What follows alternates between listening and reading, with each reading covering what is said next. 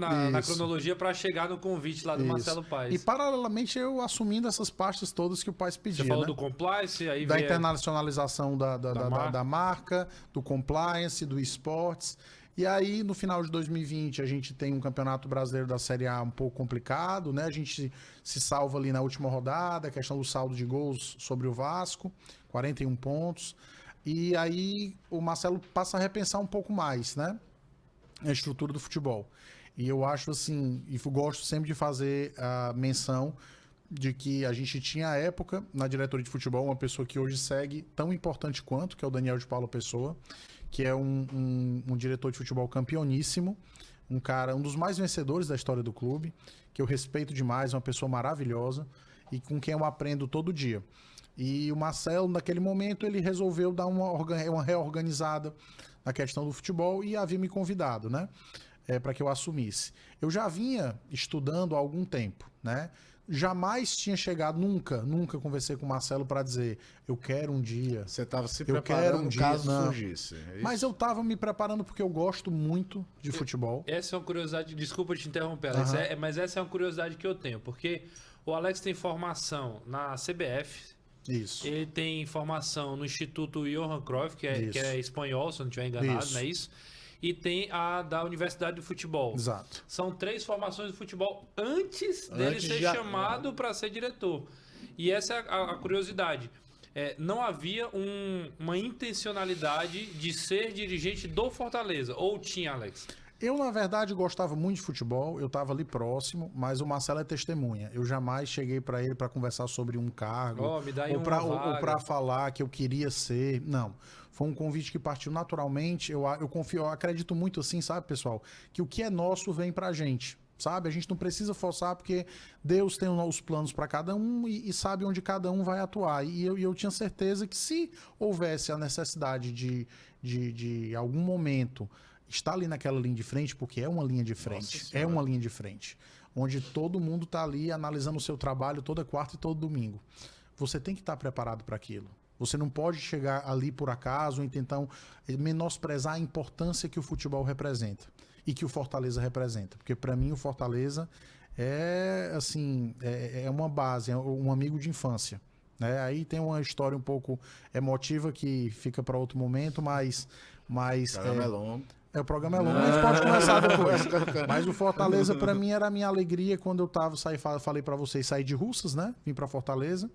E aquele período primeiro de distanciamento dos pais, matuto do interior, você fica com saudade. E foi exatamente o ano 2003 em que o Fortaleza estava na primeira divisão. Verdade. Eu já acompanhava o Fortaleza antes, só que só pelo rádio. Eu não ia para estádio, porque eu morava em Russas e não tinha como me deslocar. Não tinha tanta transmissão de TV não tinha. Como tem hoje. E aí, para mim, o Fortaleza, cara, para mim era a motivação para eu poder concentrar nos estudos, porque na quarta tem jogo do Fortaleza. Eu vim no rádio, eu não ia pro estádio do Fortaleza, não. Então, durante muito tempo, o Fortaleza, para mim, foi um apoio para esse período de transição, porque, para mim, preenchia o meu tempo, me mantinha concentrado em coisas boas, né? E aí você ia seguindo. Então, assim, o Fortaleza, para mim, ele tem, assim, uma importância no meu crescimento que é muito singular.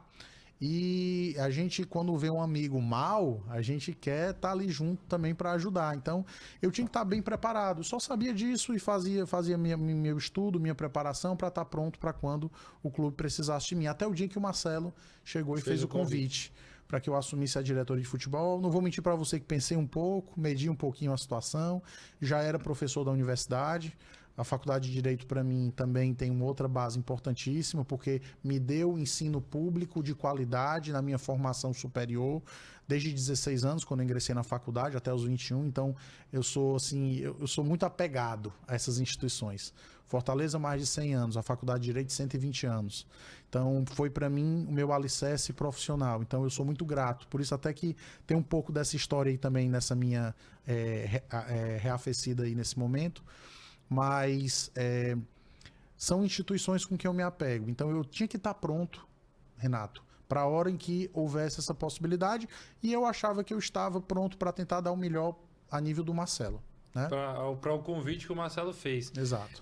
Em algum momento você relutou nesse convite, assim, porque futebol, Alex, a gente sabe que você pode fazer tudo certo É um esporte. E dá errado, é um né? esporte. E assim, não é nem dar errado, é o resultado não acontecer. Diferente do mundo corporativo, né? Que naturalmente quando você faz tudo certo, o lucro vem no final. Existe. Mas o futebol, a bola pega na trave e entra, ou a bola pega na trave e sai, né?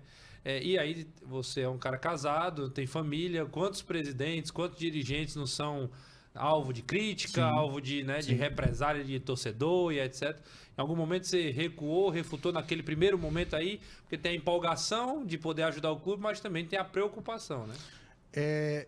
Eu nunca tinha falado sobre isso com o Marcelo, mas eu lembro que essa situação surgiu num Zoom, na pandemia, né? Que a gente fez com alguns diretores, e quando ele fez esse convite, eu acho que o meu período de hesitação foi de 3 segundos. Quando o convite veio, eu aceitei. Jamais pedi, mas quando o convite veio, eu aceitei. É a minha hora, né? E assim, eu acho o seguinte, eu sei da questão da pressão, né? Eu tenho, como você falou, família que sofre junto com a gente. Eu tenho ali queridos colegas, professores e alunos que sofrem também com a gente, porque gostam da gente, até mesmo os alvinegros estão sempre ali, sempre dando parabéns pelo trabalho e tudo mais. A gente tem uma ótima relação. Mas a pressão, que é a questão dessa crítica toda em cima, eu vejo como uma grande valorização do trabalho que você faz. Se existe toda essa expectativa em cima do seu trabalho, é sinal de que você faz algo importante. Então você tem que ser grato por ela existir. Lógico que existe um limite entre a pressão e a violência. Claro. Né? Mas a pressão, a possibilidade de você ser criticado, não ser bem avaliado, ela tem que lhe motivar. Porque só é pressionado aquele que faz algo importante. E aquele que impacta de alguma maneira na vida das pessoas com o que faz.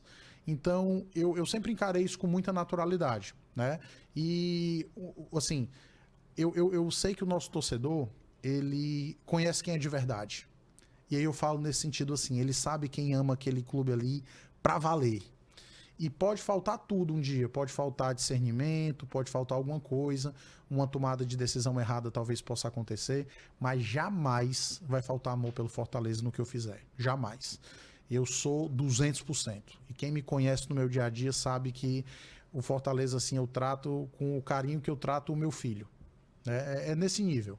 Então, com isso, eu sei que o torcedor reconhece, o torcedor sabe o que a gente fez e que nós estamos todos sujeitos. Eu costumo dizer, o Renato, que a gratidão no futebol vai até os próximos 3 pontos. É né? isso.